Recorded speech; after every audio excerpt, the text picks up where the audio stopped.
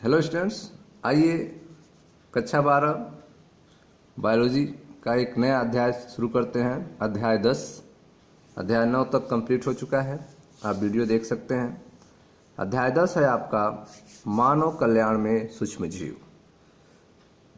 मानव कल्याण में सूक्ष्म जीव का कैसे यूज होता है, इसके बारे में आप इस चैप्टर में पढ़ेंगे।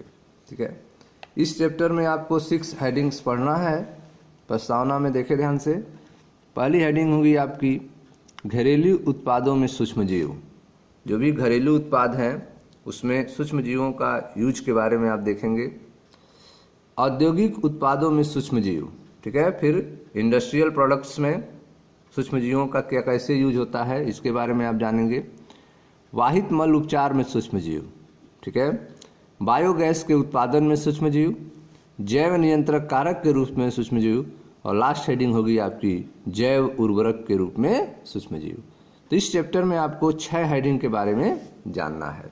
ठीक है, तो आइए पहले इस चैप्टर के परिचय के बारे में देखते हैं। इंट्रोडक्शन, इस चैप्टर में आपको इंट्रोडक्शन हम कराते हैं। असूक्ष्म पादपों तथा प्राणियों के अतिरिक्त, ठीक है, जो असूक्ष्म पादप हैं, जो बड़े पौधों हैं, ठीक है, जो सूक्ष्म नहीं है, बड़े हैं, बड़े पादपों और प्राणियों के अलावा इस पृथ्वी पर जीव विज्ञानी तंत्र के प्रमुख घटक सूक्ष्म जीव हैं। ठीक है, और सूक्ष्म पादपों और प्राणियों के अलावा इस पृथ्वी पर जीव विज्ञानी तंत्र के प्रमुख घटक जो है सूक्ष्म जीव है, माइक्रो ऑर्गेनिज्म है। जो पौधे हैं, बड़े प्राणी हैं, उनके अलावा भी जीव विज्ञानी तंत्र का जो मेन कंपोनेंट्स होता है वह माइक्रो ऑर्गेनिज्म होता है, सूक्ष्म जीव होता है। कक्षा 11 में आपने जीवित जीवों में पाई जाने वाली विविधता के बारे में अध्ययन किया होगा। ठीक है, जो जीवित जीव हैं उनमें डिफरेंसेस, डाइवर्सिटी के बारे में जो है आपको 11th में बताया गया है। क्या आपको याद है जीवित जीवों में कौन से जगत के अंतर्गत सूक्ष्म जीवी जीव आते हैं? ठीक है, जीवित जीवों में कौन से जगत के अंतर्गत, किस किंगडम में माइक्रो ऑर्गेनिज्म आते हैं, सूक्ष्म जीव आते हैं? ठीक है, वे कौन से जीव हैं जिन्हें केवल सूक्ष्मदर्शी माना जाए, जिन्हें केवल सूक्ष्मदर्शी से देखा जा सकता है? ठीक है, तो माइक्रो ऑर्गेनिज्म में बैक्टीरिया को लिया जाए तो आप उसको मोनेरा के अंतर्गत अध्ययन करते हैं। उसका किंगडम बैक्टीरिया का क्या होता है, जीवाणु का मोनेरा। तो मोनेरा जगत के अंतर्गत हम जो है बैक्टीरिया का अध्ययन करते हैं। और बैक्टीरिया जो है सूक्ष्मदर्शी होता है, उसको माइक्रोस्कोप से ही देखा जा सकता है। जो माइक्रो ऑर्गेनिज्म होते हैं, सूक्ष्म जीव, वे सर्वव्यापी होते हैं। ठीक है, वे हर जगह पाए जाते हैं, यूनिवर्सल हैं। यह सूक्ष्म जीव जो हैं सर्वव्यापी होते हैं। यह मृदा, जल, वायु, हमारे शरीर के अंदर तथा अन्य प्रकार के प्राणियों तथा पादपों में पाए जाते हैं। ठीक है, तो आप देख रहे हैं कि ये जो सूक्ष्म जीव हैं वह सर्वव्यापी हैं। यह मृदा, जल, वायु हमारे शरीर के अंदर भी तथा अन्य प्रकार के प्राणियों और पादपों में भी पाए जाते हैं। जहां किसी प्रकार का जीवन संभव नहीं है, जहां पर किसी भी प्रकार का जीवन संभव नहीं है, जैसे कि गीजर के भीतर जिसमें पानी गर्म किया जाता है, गीजर के भीतर गहराई तक, ठीक है, जहां पर तापी चिमनी लगी होती है, जहां ताप 100 डिग्री सेल्सियस तक बढ़ा रहता है, मृदा में गहराई तक, बर्फ की परतों के कई मीटर नीचे तथा उच्च अम्लीय पर्यावरण जैसे स्थानों पर भी पाए जाते हैं सूक्ष्म जीव। ठीक है, तो आप देख रहे हैं कि जहां पर किसी भी प्रकार का जीवन संभव नहीं है, वहां पर भी सूक्ष्म जीव पाए जाते हैं। आप देख रहे हैं कि गीजर के भीतर गहराई पर, जहां तापी चिमनी है, जहां का टेम्परेचर 100 डिग्री सेल्सियस तक बढ़ा हुआ है, वहां पर यह माइक्रो ऑर्गेनिज्म पाए जाते हैं। मृदा की गहराइयों तक, बर्फ की परतों के कई मीटर नीचे तक और उच्च अम्लीय पर्यावरण जैसे स्थानों पर भी यह पाए जाते हैं। ठीक है। सूक्ष्मजीव होते क्या होते हैं? सूक्ष्मजीव विविध रूपायित प्रोटोजोआ, जीवाणु, कवक तथा सूक्ष्मदर्शीय पादप से होते हैं। ठीक है। सूक्ष्मजीव जो हैं वो कैसे होते हैं, उनका विविध रूप कैसा होता है, अलग अलग रूप कैसा होता है? तो ये जो सूक्ष्मजीव हैं वे प्रोटोजोआ, जीवाणु, कवक तथा सूक्ष्मदर्शी पादपों से होते हैं। इनके जैसे होते हैं। विषाणु, विरायड तथा प्रायोन भी प्रोटीनीय संक्रमित कारक हैं। विषाणु, विरायड तथा प्रायोन भी प्रोटीनीय संक्रमित कारक हैं। ठीक है। तो सूक्ष्मजीव जो हैं विविध रूपायित प्रोटोजोआ, जीवाणु, कवक तथा सूक्ष्मदर्शी पादप से होते हैं। विषाणु, विरायड तथा प्रायोन भी प्रोटीनीय संक्रमित कारक हैं। ठीक है। कुछ सूक्ष्मजीवों को चित्र 10.1 और 10.2 में दिखाया गया है। ठीक है। जीवाणु तथा अधिकांश कवकों के समान सूक्ष्मजीवियों को पोषक मीडिया, पोषक माध्यम में उगाया जा सकता है। इनकी संख्या को बढ़ाया जा सकता है। ठीक है। जीवाणु तथा अधिकांश कवकों के समान सूक्ष्मजीवियों को पोषक मीडिया, पोषक माध्यम पर उगाया जा सकता है ताकि वृद्धि कर यह कॉलोनी का रूप ले लें और इन्हें नग्न नेत्र से देखा जा सके। ठीक है। बिना किसी सूक्ष्मदर्शी के हेल्प से, बिना किसी लेंस के हेल्प से इसको देखा जा सके। जब इनकी कॉलोनी बन जाएगी, जब ये ग्रुप में ज्यादा मात्रा में हो जाएंगे, तब इनको आप नग्न आंखों से भी, नेक्ड आई से भी आप देख सकते हैं। ठीक है। जीवाणु तथा अधिकांश कवकों के समान सूक्ष्मजीवियों को पोषक मीडिया अर्थात माध्यम पर उगाया जा सकता है ताकि वृद्धि कर यह कॉलोनी का रूप ले लें और इन्हें आप नग्न नेत्र से भी देख सके।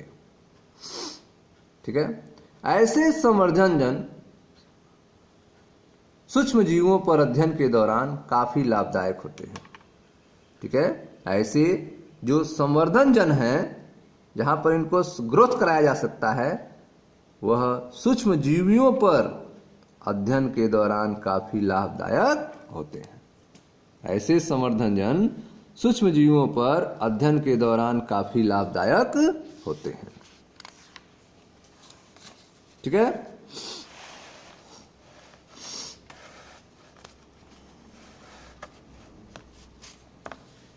इस पुस्तक के 8वें अध्याय में आपने पढ़ा होगा कि, ठीक है, सूक्ष्मजीवी मनुष्य में बहुत से रोग उत्पन्न करते हैं।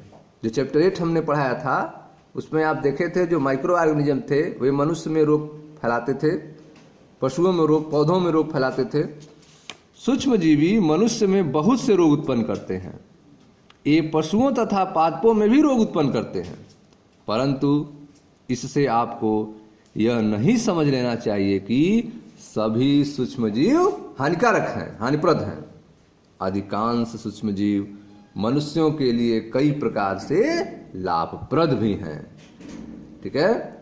तो चैप्टर 8 में हमने आपको बताया कि सूक्ष्मजीव जो हैं वह मनुष्यों में बहुत से रोग उत्पन्न करते हैं, ये पशुओं और पादपों में भी रोग उत्पन्न करते हैं, परंतु इससे आपको यह नहीं समझ लेना चाहिए कि सभी सूक्ष्मजीव हानिप्रद हैं।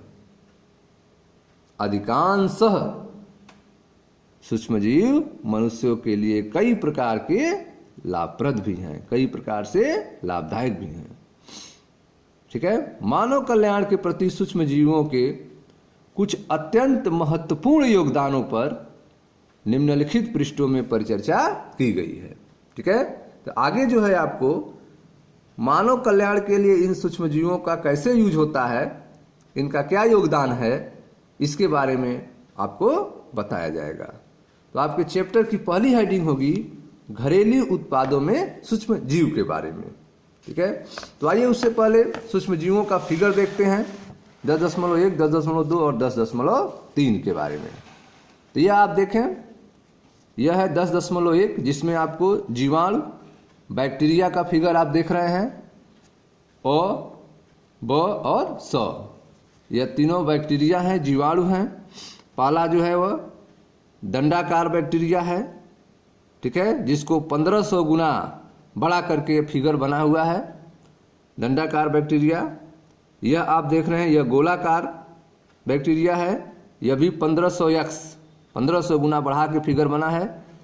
यह आप देख रहे हैं 100 वाला फिगर, यह आपका कसाबिका बैक्टीरिया है जिसमें आप कसाब भी देख रहे हैं, दंडाकार बैक्टीरियम जिसमें कसाब निकला हुआ है। यह जो है 50,000 गुना 50,000 यक्स बड़ा करके यह फिगर आपको दिखाया गया है। ठीक है, तो इस तरह से आपने यह जीवाणुओं का फिगर देखा, अ, ब और स। ठीक है, ठीक विषाणु का फिगर देखें, यह आपके वायरस हैं। ठीक है, यह आपका जीवाणु भोजी वायरस है, बैक्टीरियोफेज जिसमें शीर्ष है, कॉलर है, इसका पूंछ प्लेट है, भुजा है, बैक्टीरियोफेज वायरस है। यह आपका एडिनो वायरस है जो श्वसन में संक्रमण करता है। ठीक है, श्वसनीय संक्रमण उत्पन्न करता है। और यह आपका दंडाकार टोबैको मोजैक वायरस है, दंडाकार टोबैको मोजैक वायरस है। ठीक है, तो यह वायरसों के 3 फिगर जो हैं आपको बताए गए हैं।